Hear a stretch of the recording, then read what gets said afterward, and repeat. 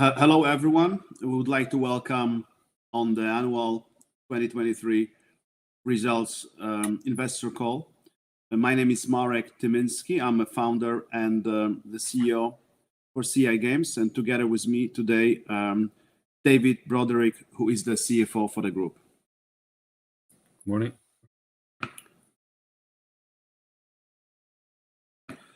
Just briefly starting who we are as CI Games. We are established global AAA and AA game developer and publisher with popular IP franchises. We have experience and track record over first-person shooters and RPG games. Listed on Warsaw Stock Exchange, main market. We develop games internally and including help from our outsourcing partners. And we self-publish our products globally on all major platforms, both physically and digitally. We have two major evergreen franchises. One is Sniper Ghost Warrior, and the second is Lords of the Fallen. That on that franchise, we are currently having the largest project till date for CI Games. Soon, we are also launching the third new IP that is in the survival genre. As you will see later in the financial statements, our back catalog performance was strong, and that's also part of our revenue and margin generation for the last years and the last year. We have very experienced global team, both in the development, publishing, commercial, finance. We have 5 key locations, but we in fact are a fully remote organization, and we hire best-in-class talent across the globe, mostly in Europe.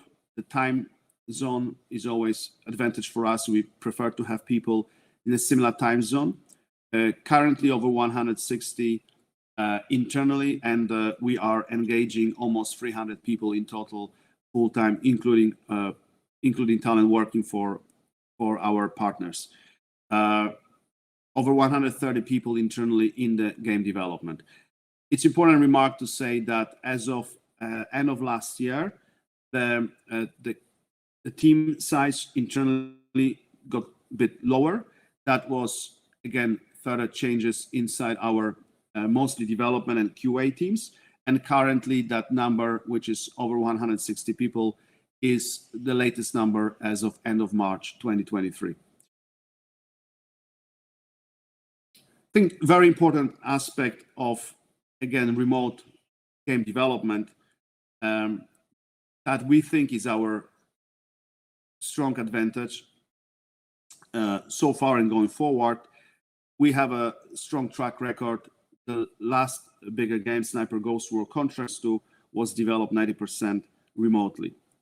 And obviously looking through the latest releases, including Sniper Ghost Warrior Contracts 2, that on PlayStation 5 got over 80% Metacritic, and including smaller games from United Label, there is a clear path of the quality being reached, both from the standpoint of users, gamers, players, and from the standpoint of reviewers. And as of now, we focus on high quality projects with development that has to be and is efficient, and we are no longer any sort of a low-cost development in terms of our strategy. We use Unreal Engine 5 for all our key projects, and all our teams are efficient and proficient in using that technology, and there's more of synergies between the teams, and we look forward to working on that technology in the future. Just briefly, that's our management and executive team. Recently, meaning 5-6 months ago, Mitch joined the company as a global marketing director, and Ryan, who previously served as a marketing director, currently is a senior brand director, working across all our key franchises. Just a very brief summary: 20 years in development of video games and publishing, 3 main IPs, 60 million copies sold, including the subscription players That's way more than 60 million. 5 main locations, 160 people internally, almost 300 people we engage in total, internally and externally, and 18 years of experience from the management and the directors. And this is a focus on Lords of the Fallen. Obviously, this is our most important project and the largest project we ever had as CI Games. The project, the studio that is internal studio that is developing that game is called Hexworks, and it's a very senior and experienced team mostly across Europe. And here we have a couple of important facts in regards to action RPG genre, Souls-like combat, and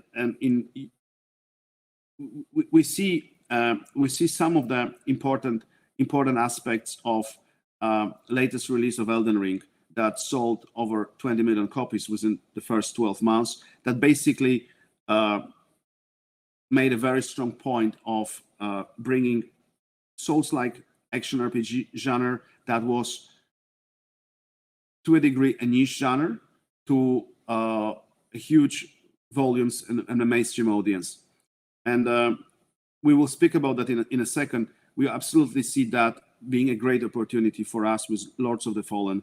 And the situation that we have right now, launching Lords later this year, is very different when we launched the first Lords of the Fallen back in 2014, when that genre was still a niche genre and mostly owned by From Software, developer of Dark Souls. So yes, it means there is a lot of appetite for the next big game in that genre. That's a fact, and there's a lot of anticipation from players around the world to play that next big game in that genre with that Souls-like combat that has more of a challenge coming from playing the game and fighting the enemies and fighting the bosses, obviously. As Lords of the Fallen, currently we are with 10 million players of that franchise. That is coming from 3 million copies sold, over 3 million copies sold, and over 7 million people playing that through the subscriptions coming from PlayStation and Microsoft, Xbox. Lords of the Fallen, the new Lords of the Fallen, is a full reboot that absolutely widens the audience and appeal. It just basically removing the potential barrier to entry for those who haven't played the previous game. And we know that we work with different agencies. We do surveys, and we know that this is a major advantage that we have going with the full reboot instead of going with the sequel. And on top of that, obviously, the game is much bigger. The world is 5 times bigger than with Lords of the Fallen one, and it's also much upgraded in terms of the visuals and a lot of other aspects. And we absolutely believe that that's a fair statement to call Lords of the Fallen, beyond the marketing, to call Lords of the Fallen as a full reboot. I think we touched on Unreal Engine 5 a bit before. I think it's important to work on the state-of-the-art technology, the latest engine that on one side offers certain things that make the game basically feel and look more next-gen, and at the same time provides more stability than some of other technologies we used in the past in terms of the performance, in terms of the efficiency on building games and then releasing the games. Just a quick summary. So we started the marketing campaign in August during Gamescom. We had a very strong reception from gamers around the world, and then we obviously continue with the further trailers, December, the Game Awards, and then we follow with the GDC Tech Showcase, and very soon we will have a major gameplay reveal, and very soon we will also announce the release date.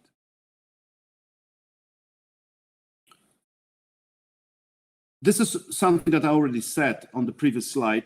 I think it's very important to understand the market change and that genre becoming really a mainstream, and Elden Ring being a proof of that. At the same time, we are not trying to suggest that we will be in the same units in terms of the same sales as Elden Ring was. That's not what we are trying to say here. We think that there's a great opportunity. The game should do several times better than Lords of the Fallen 1.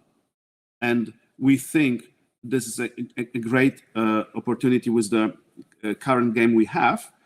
But I mean, it would be overstatement if we say we're looking at 20 million. That's not what we are looking. But absolutely, we are looking to sell definitely more, several times better than the previous one. I think what's important from the standpoint of the game itself, and that goes beyond Lords of the Fallen, but that's compelling thematic.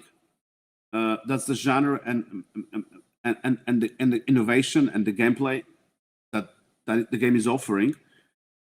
In case of Lords of the Fallen, a good level of challenge in combat is very important. We know that the players want that. They want to be challenged. They want to be even frustrated to overcome that and complete. It's a very strong reason why people go and decide to play that game. A strong lore, meta story, very important, and I think we have it absolutely right. We're absolutely proud of what we're currently having with the game. And then and beyond that, on the side of that, is the effective marketing campaign. If you want to reach a global audience, mainstream global audience, beyond the core audience, you absolutely have to have effective marketing campaign. And today, effective marketing campaign globally would say probably it's a simplification, but probably that's a minimum of 15 million euro to be spent in order to have that reach or more. And it's very clear to us, and we see that through different reports. If you don't really spend, if the company doesn't spend enough on the marketing, then the chances are very slim to succeed beyond the core and mid-core audience. And that's absolutely, I mean, that bigger part of the market is absolutely very, very important to us and very important to the success of Lords of the Fallen. And that's why we are pretty bold in terms of the campaign. And just in the summary, we absolutely convinced we understand the audience and we create our games with them in mind. And obviously, this is a very important aspect. What press, what journalists think about the game. We had a press event during GDC in March. We presented the game to selected journalists from global media, and we got really great feedback from them and some great articles that came out. So here are just some examples of those articles, and we're very proud of the team who is behind the game, and we're absolutely looking forward to the next big milestone of the marketing campaign.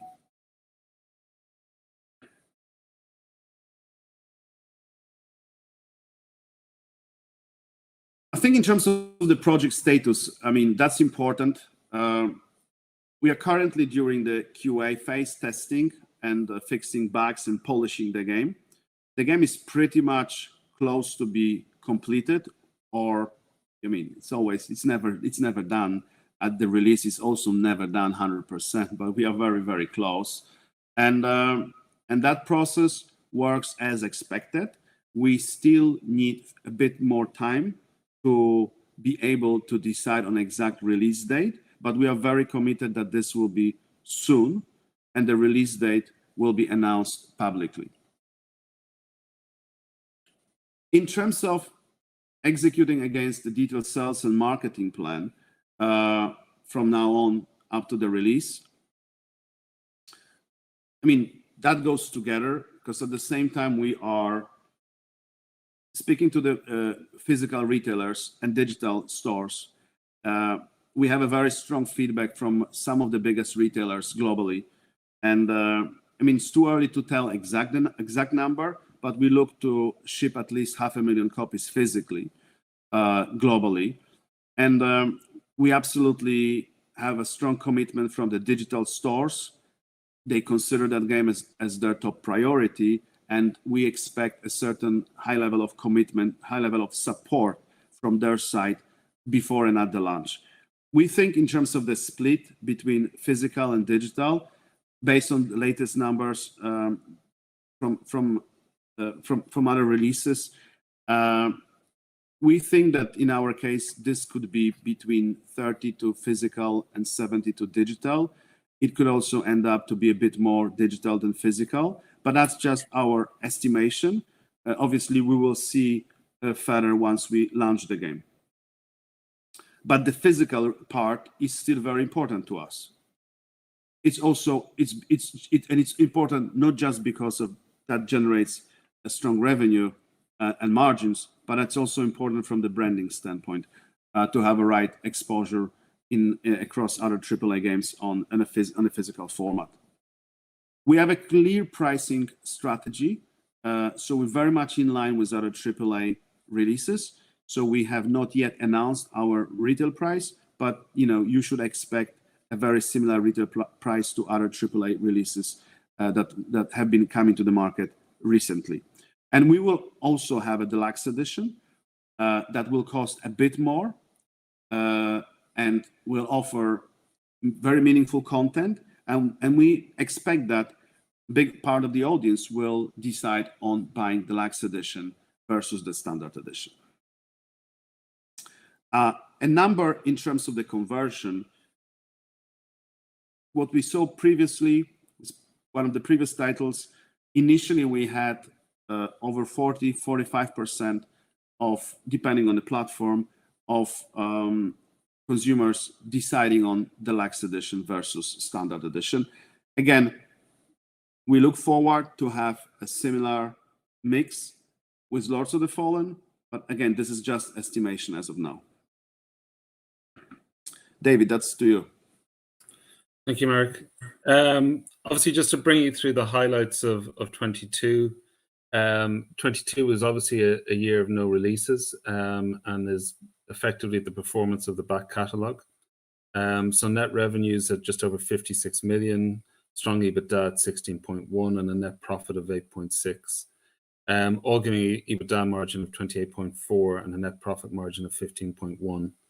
Ending the year with gross cash of 6.6 and EPS of 0.04.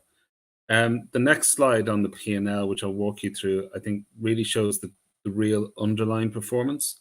And what I've done is I've produced an adjusted income statement. This is primarily because we've taken a significant amount of cost up front around marketing for Lords of the Fallen, production of trailers, other assets, marketing collateral, well in advance of the game. And also we had the dual listing costs that we incurred in terms of the advisors and other aspects. Combined, those costs totaled over 11.8 million zlotys.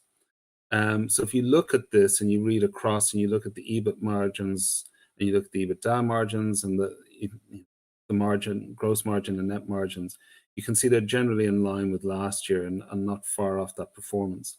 So the message here is that the business, the underlying business outside of those exceptional costs, running off the back catalogue, is performing very strongly, continuing to produce very strong margins, and in line with performance in previous years. So again, we've given you the highlight numbers at the starting page. Again, I think this important message is around this adjusted number, so that you get a really clear look through into the underlying performance of the business outside of these kind of exceptional, or what I'll call exceptional one-off costs in the year.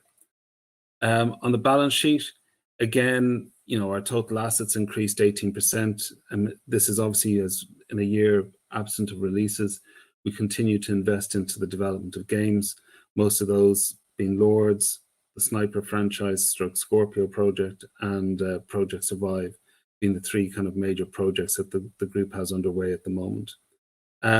Obviously, to fund a lot of this, we've taken debt. We're very fortunate to have PKO BP as our bank. They have a good understanding of the company, they have a good understanding of the sector, and they're very supportive of what we continue to do and how we build this business. So at the end of 31st of December, there was group debt of 22.6. 18.5 of this related to the bank debt, and the balance related to the finance liability on the property leases, for which there's a corresponding asset. Net operating cash flow, again, this is primarily a function of our continued investment into game development, and gives you the result there. As I said earlier in the previous slide, we finished the year with 6.6 million of net cash, or sorry, gross cash.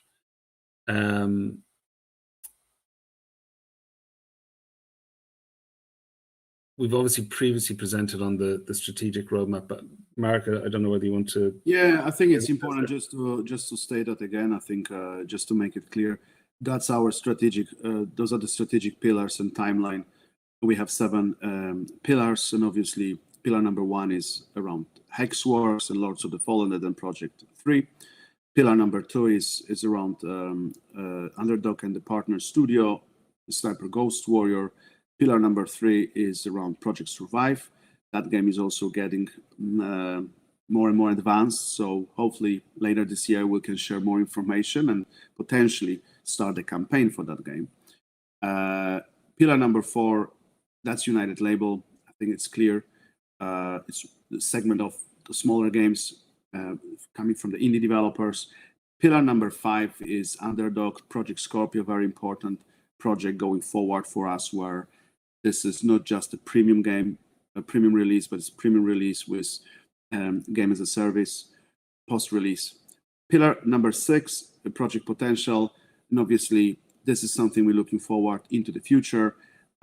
Same as pillar number 7, we think that both pillar number 6, pillar number 7 will become important to our business going forward in a mid to long term perspective.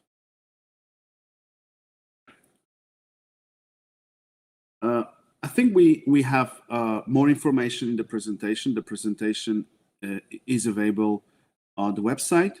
I think we should just now move to questions and answer some of them, or hopefully most of them, from today's audience.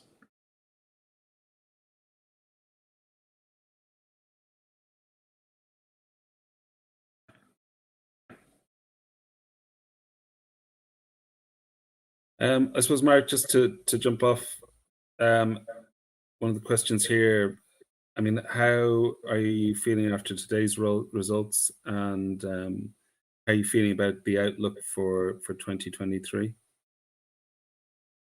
It's a good question. The results were pretty much according to our expectations, and last year is a consolidation year. But we haven't had any major release. And obviously, as you, David, explained, we had some of the one-offs that decreased our net profit drastically. As of 2023, I mean, this is a very important year for us. We have Lords of the Fallen release later this year, in the second half of the year.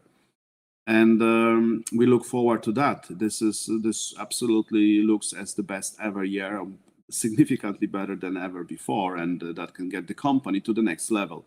And I think that there is a question around, will the release of Lords of the Fallen be multi-platform right away? And if we have a certainty that Lords of the Fallen will release this year. So both questions, the answer is yes. The release of Lords of the Fallen will be day one multi-platform, but we're speaking about the next-gen platform, so it's PlayStation 5, new Xbox, and PC. There's no support for PlayStation 4 previous Xbox generation. We always said this is a next-gen project, and also, honestly speaking, Unreal Engine 5 is not, as far as I know, is not really supporting the previous gens. And yes, there is absolutely a certainty on our side internally that we will release Lords of the Fallen later this year.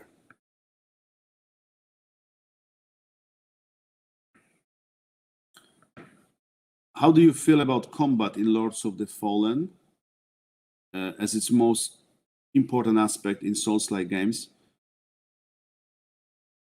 Yes, we feel very good about the combat, and we play test the combat and play test with external agencies the whole game. We play testing the boss fights. We play testing a general gameplay experience. We feel very good about that, and we absolutely look forward to deliver to deliver very strong and competitive, challenging combat across the whole game. There's a question here. Obviously, we've announced the PlayOn deal for distribution. How do we see, or can people expect more of these deals to be announced, or what? Right. So PlayOn distribution agreement is important. It's pan-European agreement, except several smaller Southern Eastern European countries. It's important for the physical release of the game. It's a distribution agreement based on finished goods distribution. They will also be supporting us in terms of the local marketing. We'll work with our marketing teams and PR teams and the agencies that work for us, the different countries, different territories.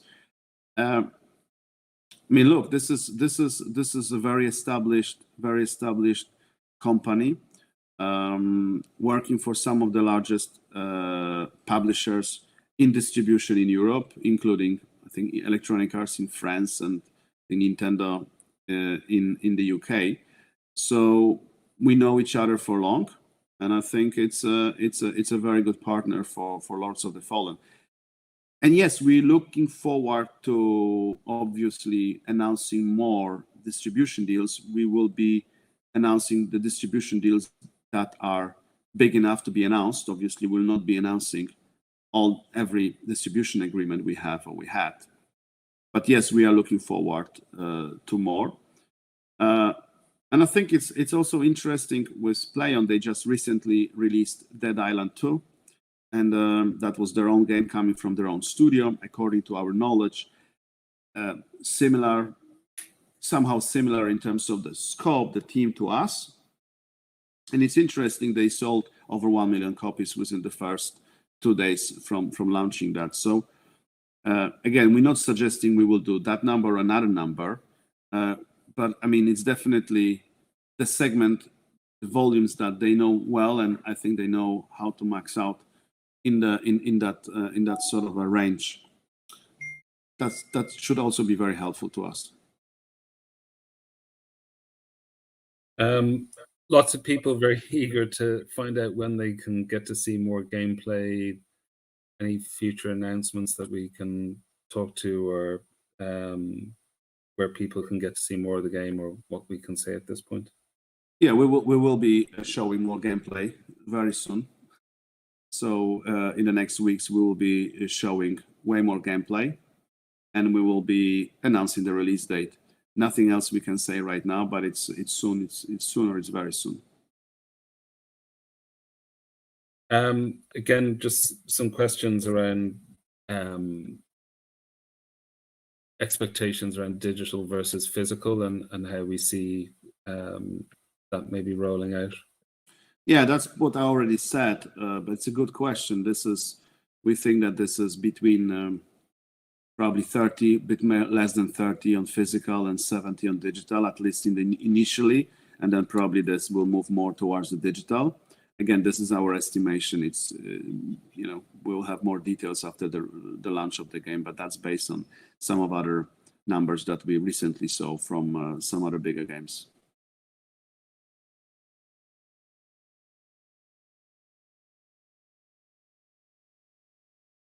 I think that's a question to you, David. How much impact does the weakening of US dollar have on the company?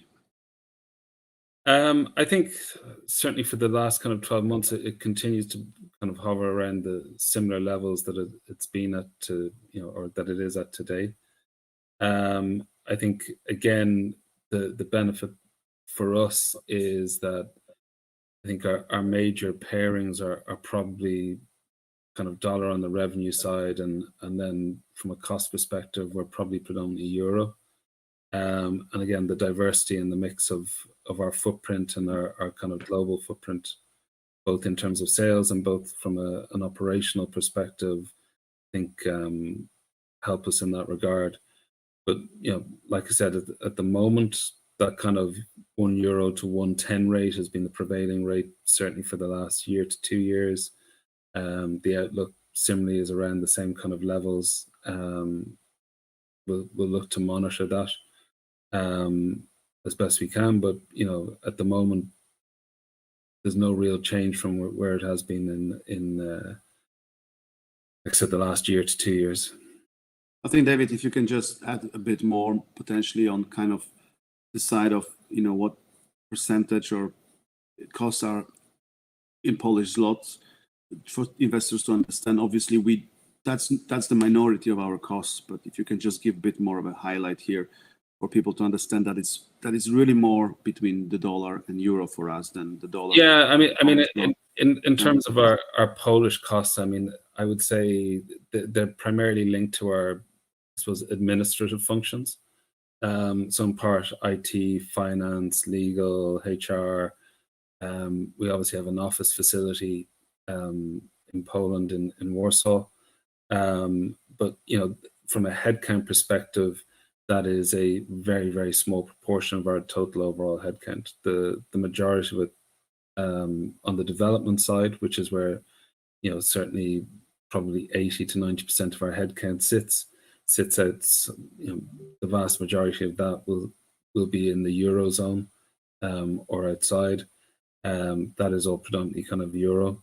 And like I said, most of our revenues will probably be slightly more skewed towards the dollar on that side. Then a question here, will distribution contracts come with some meaningful advance payments? So obviously, we cannot really give, that's confidential, but the only way I can answer that question specifically is the recent agreement that we signed are absolutely in line with our expectations and what we have stated publicly before.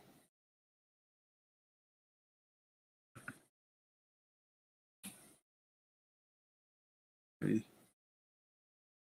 We'll see in Lords of the Fallen large, beautiful landscapes. Yes. The answer is yes.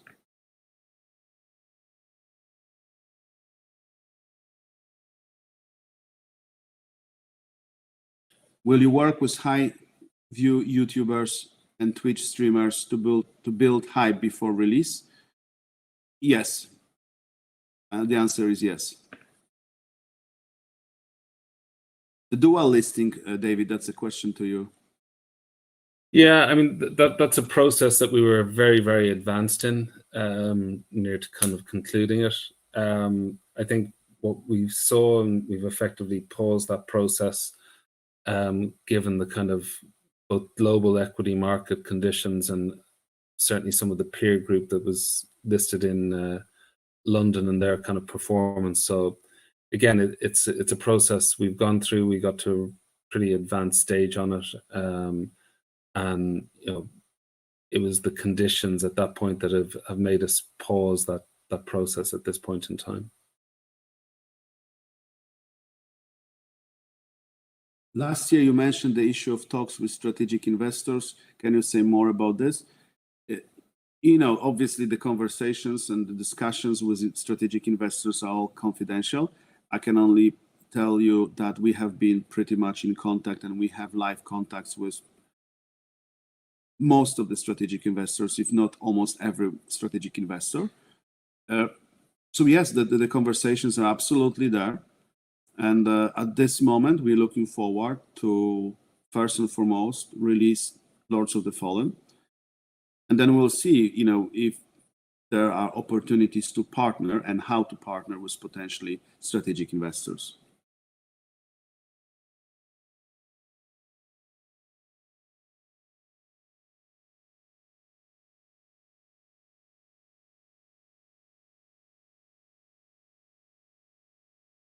Can you address the corporate ownership issue? What is really going on? Are you going to sell shares and leave the company? We are not I'm not planning to sell my shares. Absolutely, absolutely not now. And I don't have any plans to do it in the future. As far as I know, active ownership, second largest investor, they don't have those plans, but that question would have to go directly to them. And I think they're enjoying being investor and shareholder of CI Games. And recently, Florian, who is a founder and one of the founders, or one of the two founders of Active Ownership, joined our board, our supervisory board. So we look forward to working together in the future.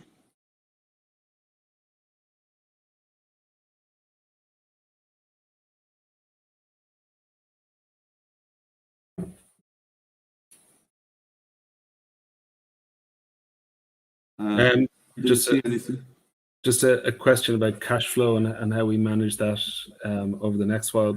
You know, what you will have seen is we have a couple of streams available to us as a company. So we have our underlying trading, which contributes towards our cash. We have a very strong relationship with PKO BP as our traditional bank lender, who have given us monies under 2 facilities now to help drive towards what we have planned for 2023. There's also the commercial deals that we have entered into that, both from an operational cash flow and from a straight cash flow perspective, are helpful and are another means of kind of quasi funding, for want of a better word. And we will continue to be disciplined in terms of our operational execution and delivery. So we have already established means of funding and driving this business, and we also have executed on others in recent weeks and months, and that's what we intend to continue doing. Question on Project Survive: is it important? It's important for investors to have more information about that game. Obviously, we cannot give more information at this moment, apart from the fact that it's advancing as expected. It looks really good. The team currently is around 40 people. It's experienced and very experienced and senior team behind that game. We are happy from the progress, and we look forward to share more with players, communities, and obviously investors, hopefully later this year. But there's nothing else we can say, but this is an important project for us, and this is looking really good.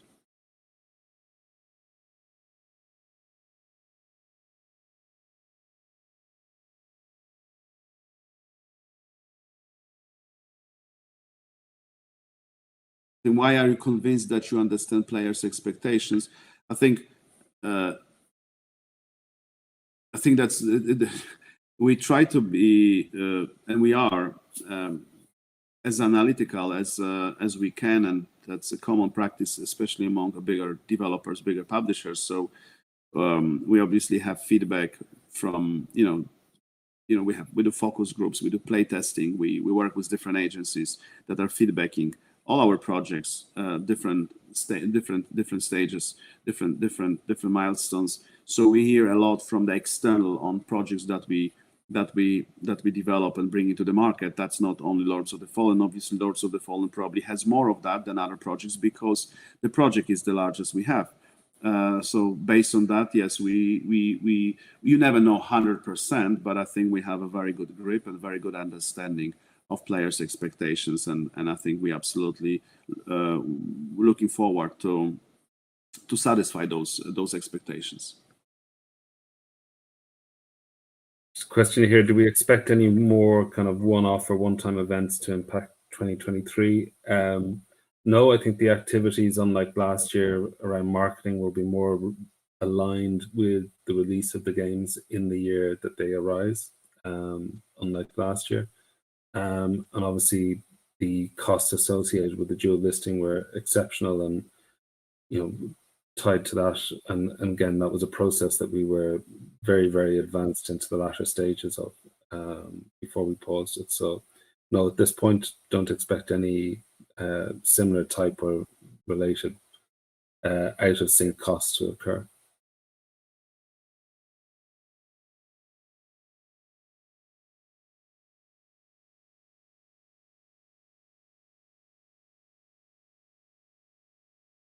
Yeah, there's a question. Can you please tell us a little bit more in regards to CI Games investor call that we had with institutional investors?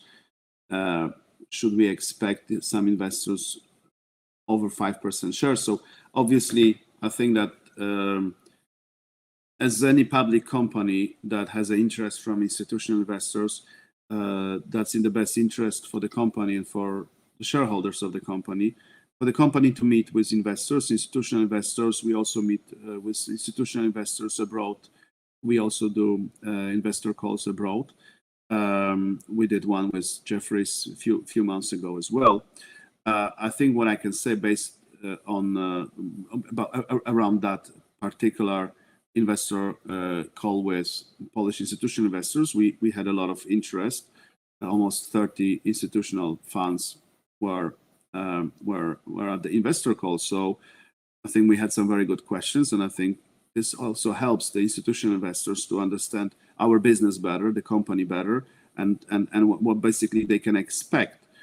But it's absolutely not us to speak what they will do in terms of who will invest and to what degree. I mean, this is absolutely out of us. I think it was very successful investor call, and we look forward to have more of those investor calls again in Poland and abroad. David, do you see anything else that we haven't really answered from the questions? Not at the moment. Scanning down. I think there is a question on the dividend that is coming here. I mean, there's absolutely whether we pay dividend, whether we will pay dividend or not when after the success of Lords. First, let's focus on Lords of the Fallen. Release that. We need to do everything to make that game as successful as it can be. Once it's out, then we will make further decisions, and not just in regards to the dividends, but strategic growth of the business and a lot more. But I think right now we want to be fully focused on releasing Lords of the Fallen and progressing successfully with other projects that are currently in the development.